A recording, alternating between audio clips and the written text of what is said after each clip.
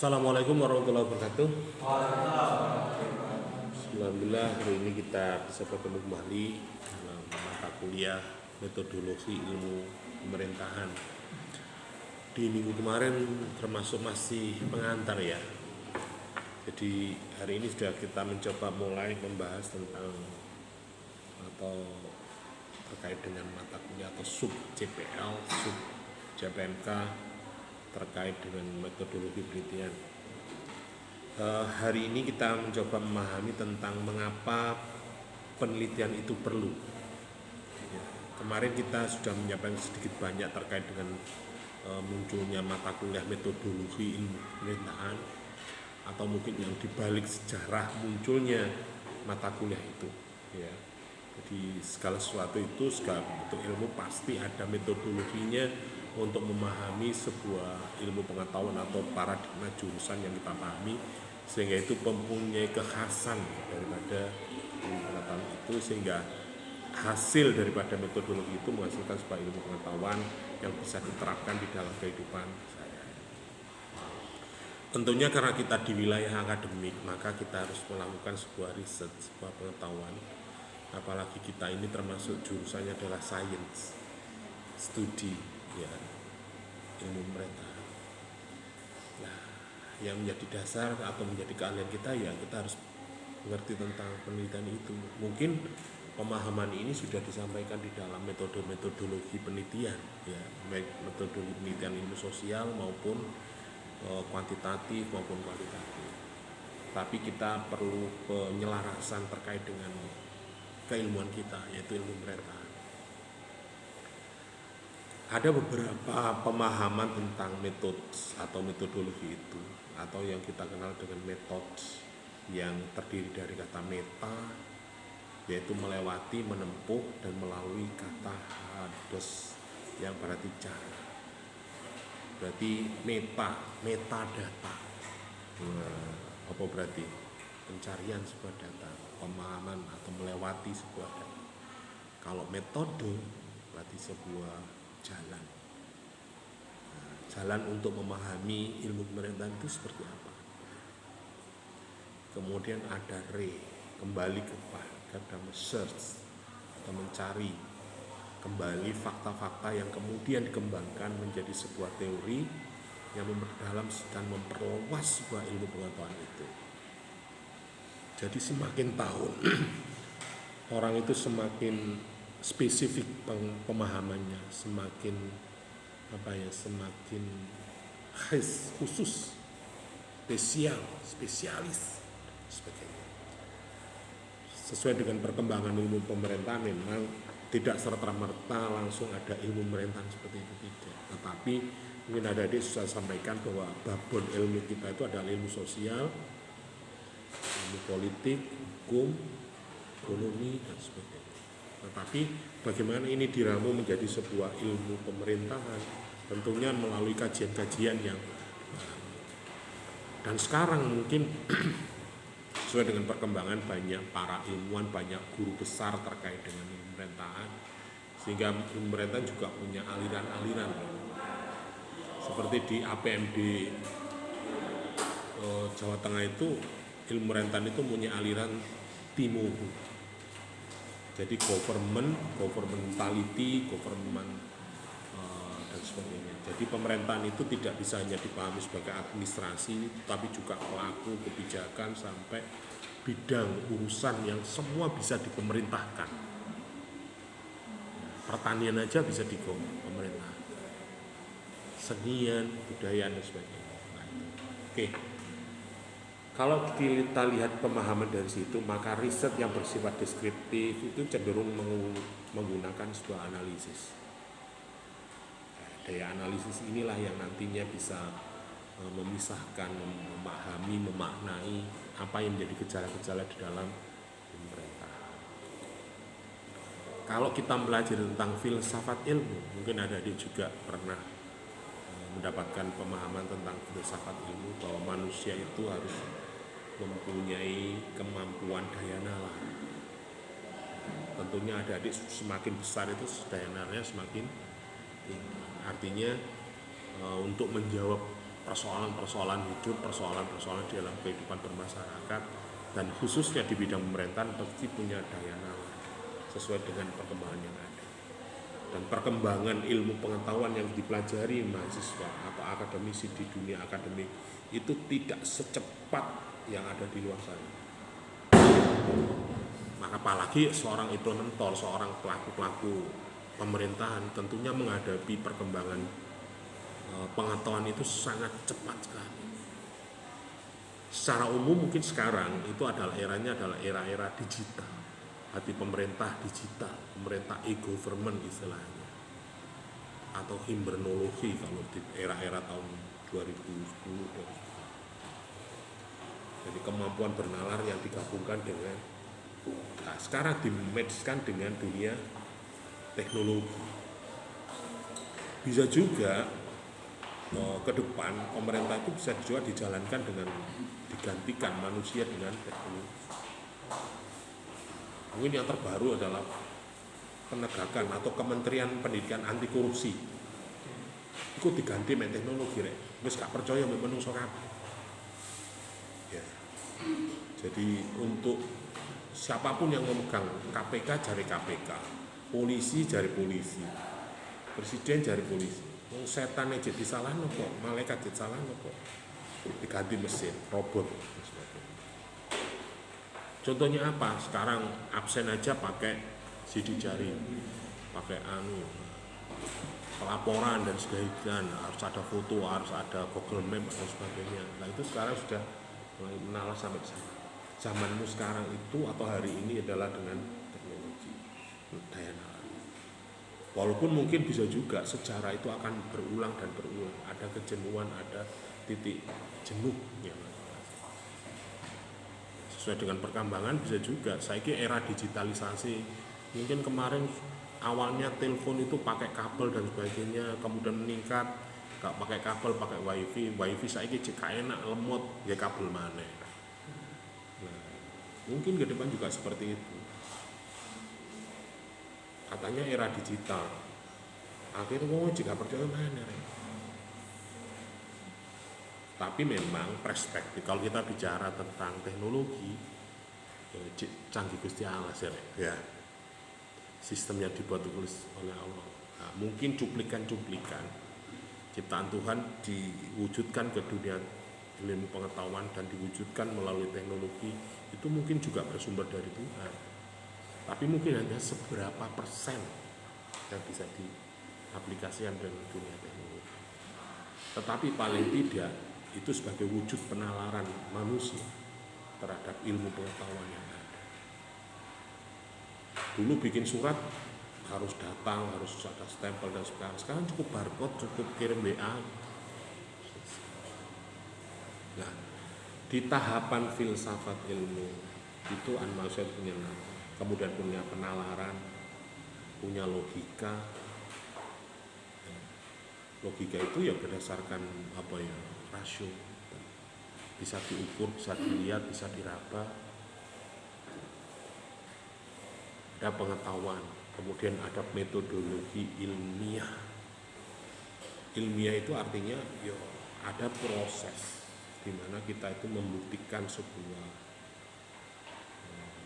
riset, sebuah permasalahan sehingga itu bisa diukur, bisa dipadukan dengan pendapat-pendapat sebelumnya sehingga kebenarannya bisa dipertanggungjawabkan secara ilmiah.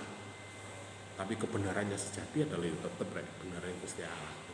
Tetapi secara manusia, akal manusia mungkin bisa diterima. Nah, kemudian sehingga muncullah struktur pengetahuan ilmiah.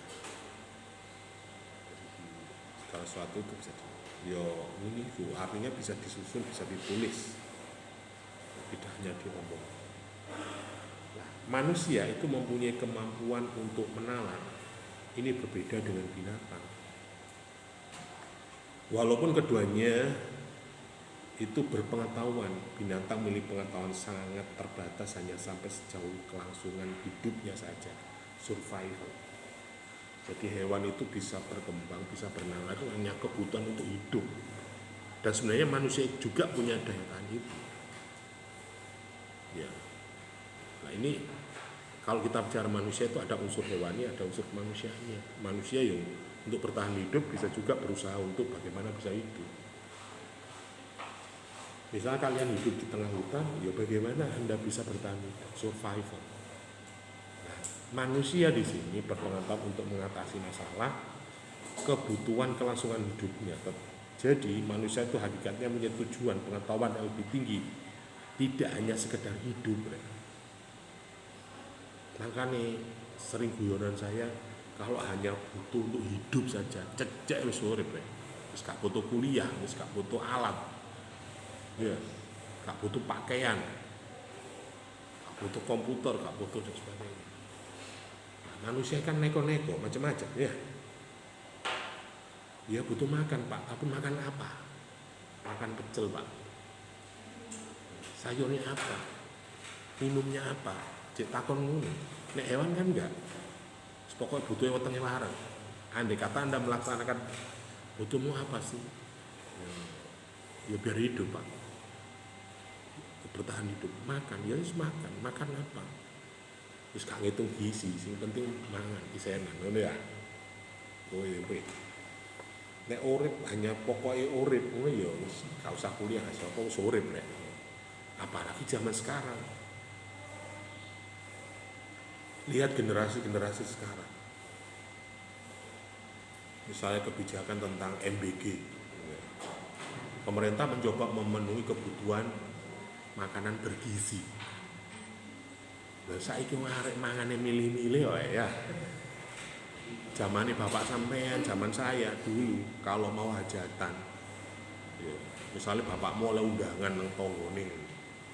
Mbok nyelamati wong mati, mbok syukuran opo, itu berkati dinteni rek, dimakan wis tanpa berpikir, tanpa milih-milih, iwak opo ya, iwak ndok ta, iwak pitik ta, aku sami iki pangan kabeh. Nek saiki generasi sekarang, mau Pak, gak doyan pitik aku, Clarissa mau gak suka telur, Nek Alfiana, saya gak suka telur tapi gak suka kuningnya loh. Gak ruwet saiki iki ya. Mau Nabila wis tambah. Saya enggak mau pokoknya yang busuran dengan daging-daging Pak. Nek iyon jeje maneh karena dia tirakat ya. Saya enggak mau makan ikan yang ada kakinya. Berarti kalau jenis ikan apapun pokoknya ada kakinya saya enggak mau.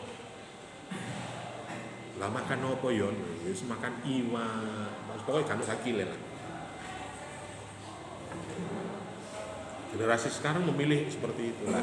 Tantangan untuk apakah ini survival atau tidak. Saiki gaya hidup, Bre. Ngomong gizi itu wis beda. Terus makanan wis padha rawone tapi sik depot ndion, rawon ndion. Rawon daplang tarapon Anda tarapon.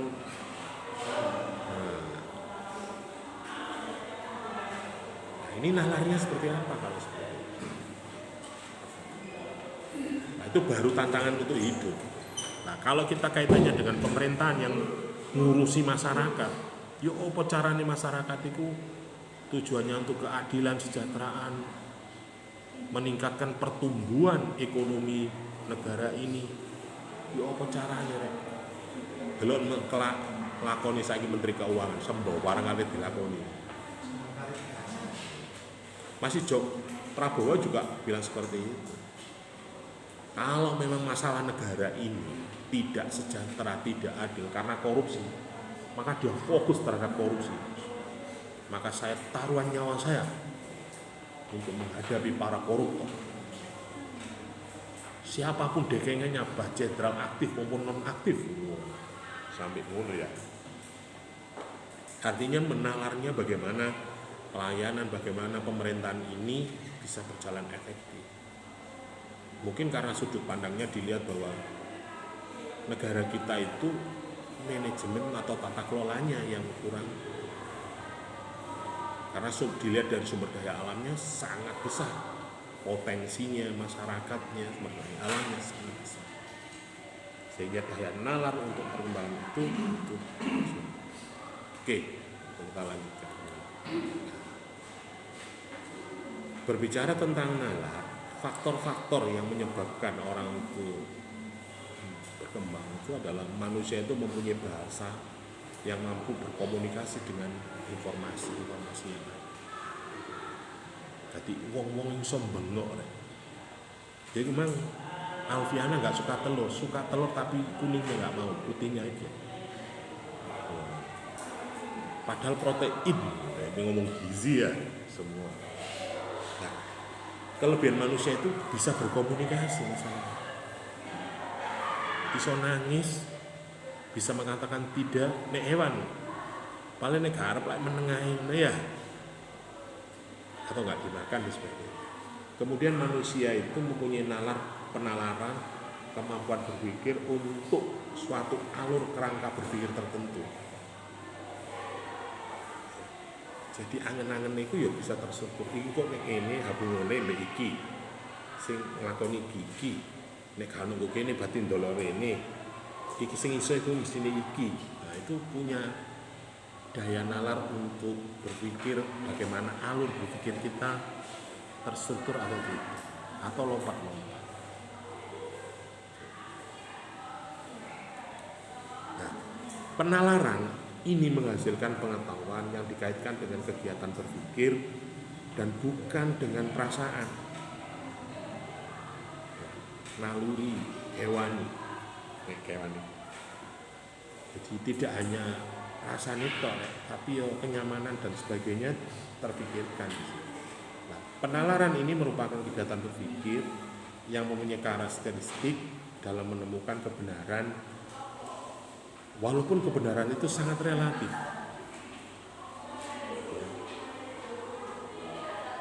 Ya akhirnya apa? Ya kayak trial and error. Semua orang akan mendapatkan sebuah ilmu pengetahuan, mendapatkan sebuah solusi berdasarkan masalah-masalah yang dihadapi. Tadi saya contohkan kenapa Marta suka telur semua, tapi Alvin suka telur tapi kuningnya tidak. Berarti Alvin punya pengalaman tentang kuning telur itu. Itu nalar, itu terstruktur. Makanya kebenarannya masih bisa dikatakan sangat relatif, tergantung kebutuhan, tergantung situasi, ruang, dan waktu. Ini kalau dikaitkan dengan ilmu pemerintahan, eranya, ordenya, masanya, waktunya itu berbeda. Makanya ketika kita di pemerintahan juga harus secara komprehensif. Iki momennya apa? Momentumnya apa?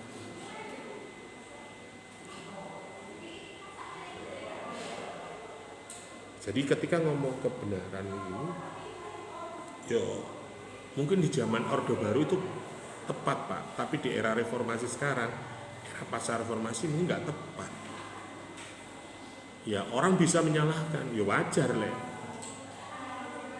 Zamannya Pak Harto itu otoriter. Zamannya Pak Harto kenapa harus otoriter? Tentunya ketika dia melaksanakan otoriter, dia punya pertimbangan, punya dasar pemikiran, sehingga itu harus otoriter.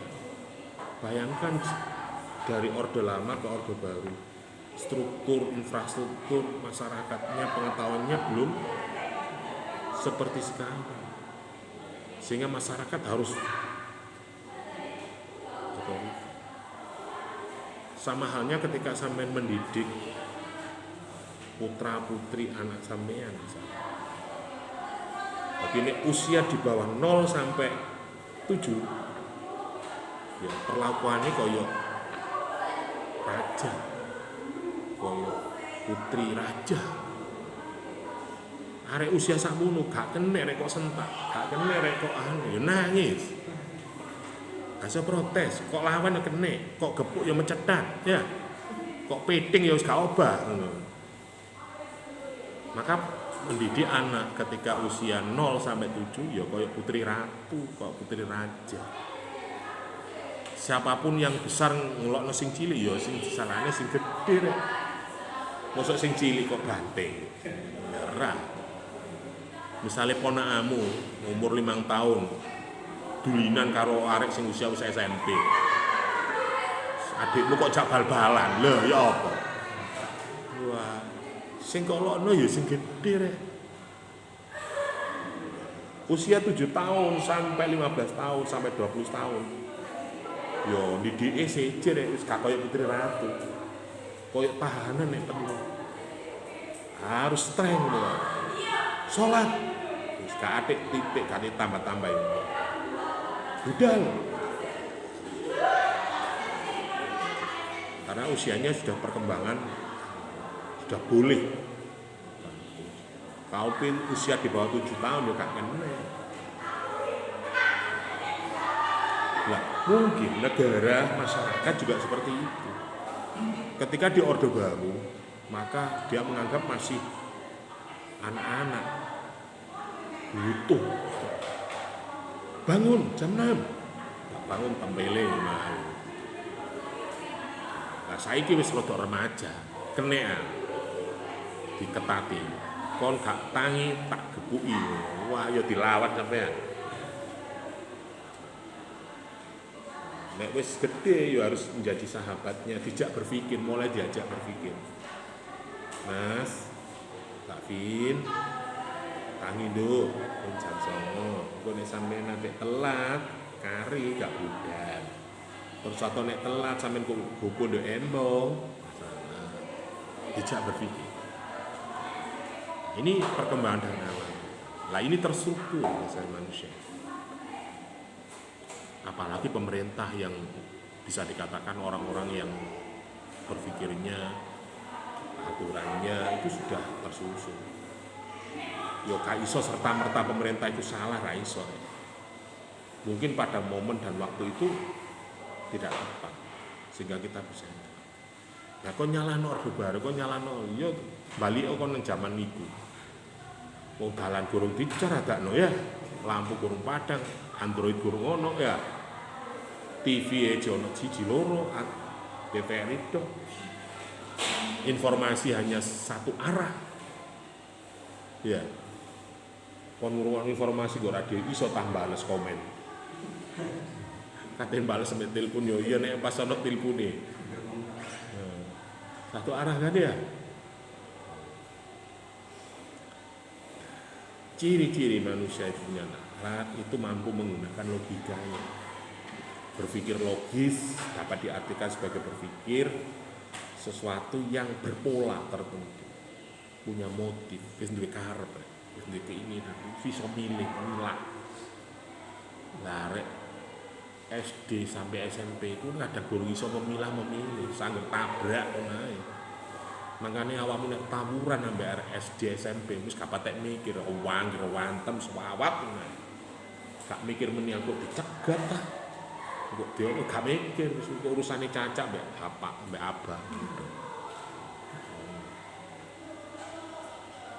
Ciri yang kedua, manusia itu punya dana, mempunyai sifat analitik dari proses berpikirnya.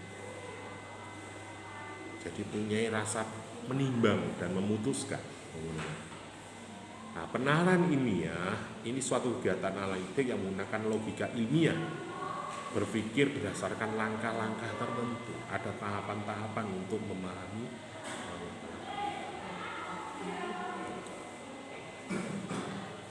Kegiatan berpikir itu antara lain adalah bersifat logis dan analitik. Ini penalaran ilmiah. Ada penalaran yang bersifat tidak analitik atau tidak logis. Itu biasa ya kok.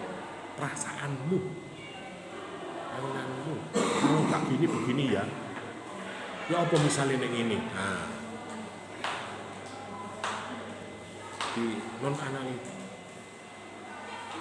Jadi orang kadang itu bisa berprasangka, meramalkan.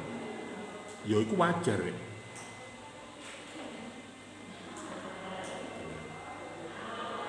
Kebenaran itu bisa hadir dari agama, bisa dari filsafat, bisa dari ilmu. Ukuran agama, kebenaran agama ya ukurannya pangeran, ukurannya pencipta kita.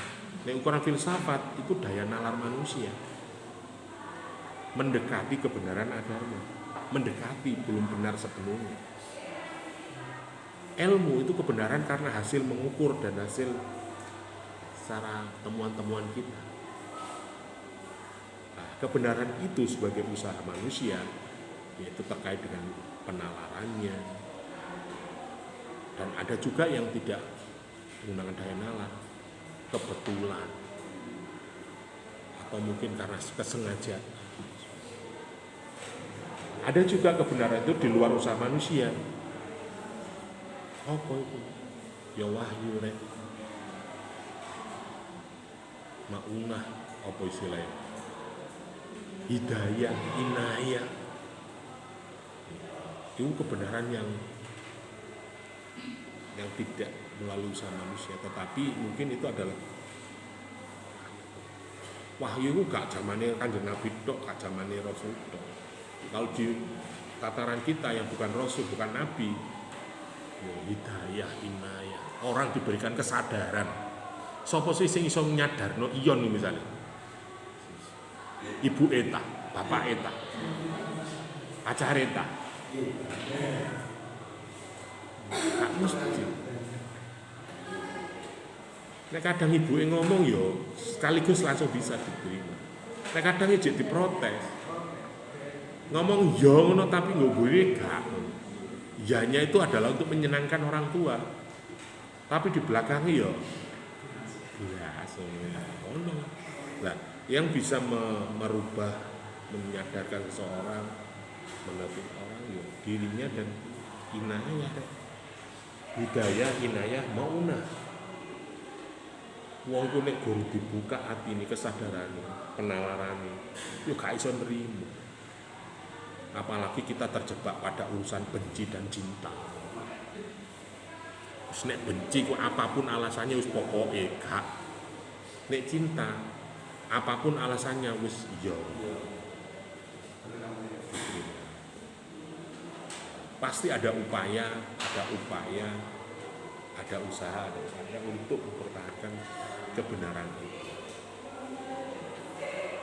Oke. Jadi pengetahuan yang digunakan dalam penalaran pada dasarnya itu bersumber dari rasio atau fakta. Rasio itu bersumber dari kebenaran yang rasionalis terkait dengan paham secara deduktif. Fakta-fakta yang terungkap melalui pengalaman manusia merupakan sumber kebenaran dan mengembangkan paham empirisme terkait dengan paham induktif. Jadi rasionalisme itu pemahaman dari deduktif, dari luar, sehingga muncul pengalaman. Pengalaman itu bisa dikatakan sebagai empirisme, pengalaman empiris. Nah, empiris itu apa lho? Ini kok dadi ngene. Contoh misalnya, Nabila kok ilir-ilir ngene ya. Lho kok iso dadi ISIS kok? Ya apa sih iki sejarah kok? Ini digerakkan bisa menghasilkan sebuah udara atau angin sehingga kita bisa. Nah itu namanya pengalaman empiris. Gak iso tah dimeneng notok ini. Iso nek ono teknologi ini, ono kipas kok ngene Alvin mau ya. Dipetek ces. Iku inovasi, itu penalaran. Nek sing ngene mang jek manual rek. Tahun 80-an guru ono kipas yo, nggawe kipas dhewe, mbok teko sesek, mbok teko tutupe toples mbok apa ya. Nek Alvina enggak, mbane enggak, teko tutupe dandang lho.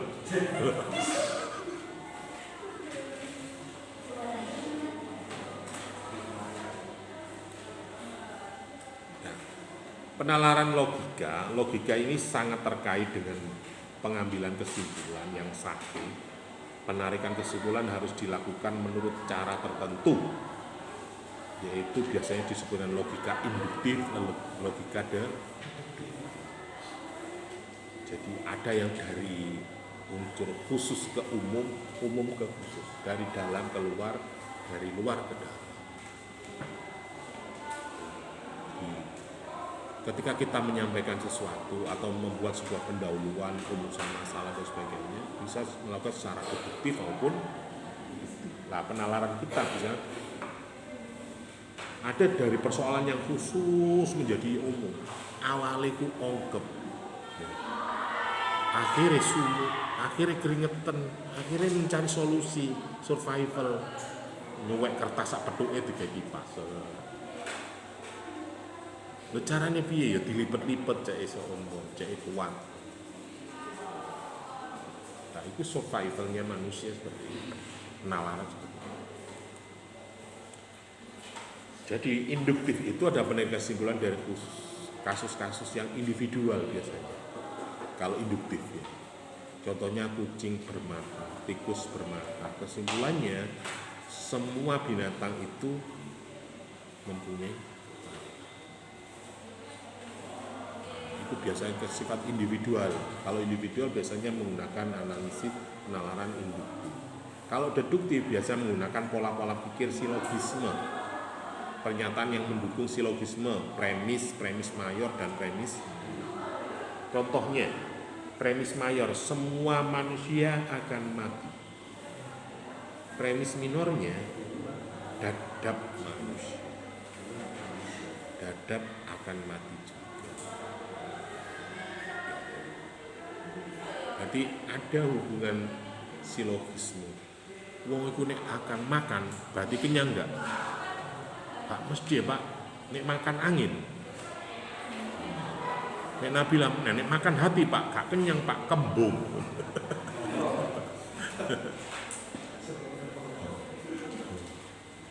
Kalau Marta makan hati gimana Pak? Puyeng Pak. Lu Pak. Sumber-sumber pengetahuan itu bisa juga dari filsafat ilmu, filsafat pengetahuan. Secara spesifik mengkaji hakikat